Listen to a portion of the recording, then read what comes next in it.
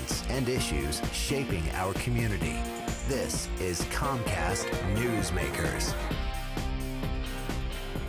You might hear some shouting in the background. It's just because they're trying to get all the kids singing and dancing during Children's Week here in the courtyard of the state capitol. And I'm Spiro Canton with you.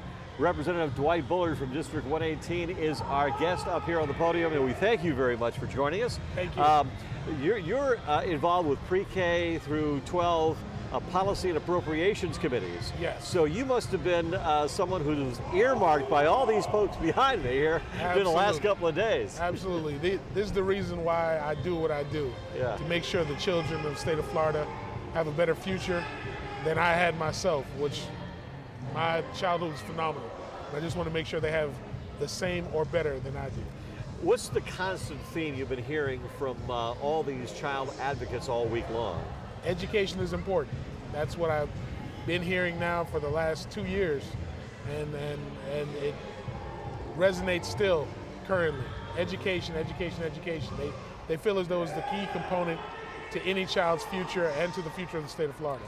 This is an austere budget year. And I know that everybody has had challenges in the State House and Senate trying to prioritize what's important. Are you happy with the way the priorities have been going so far? I appreciate an emphasis on education, and I will say that the House has done a yeoman's job of trying to keep education as whole, but I think we need to take it a step further.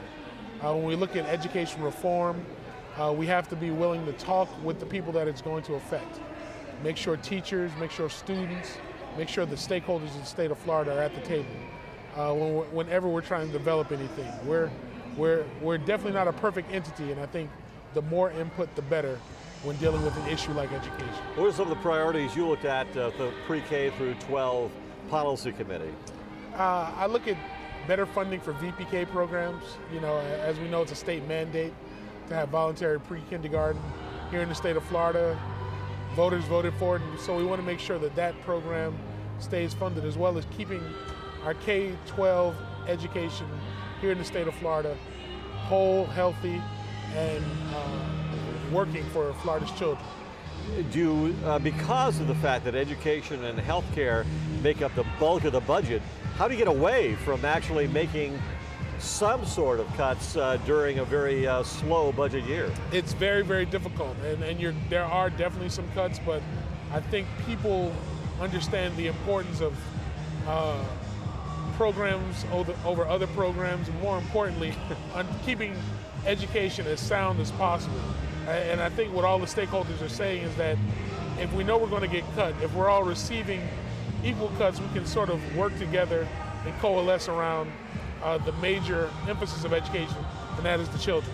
Your interview has been timed perfectly for a musical interlude that is going on behind us at this time. How is important is something like this in calling the priorities that you're talking about?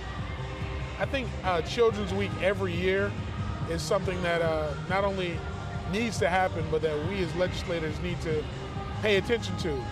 When we're asking Floridians to make the sacrifice of less money and more time, I think weeks like this go a long way to letting us know just how important children are to all Floridians. So in many cases, the blitz that has taken place this week has saved some children's programs. Absolutely, absolutely.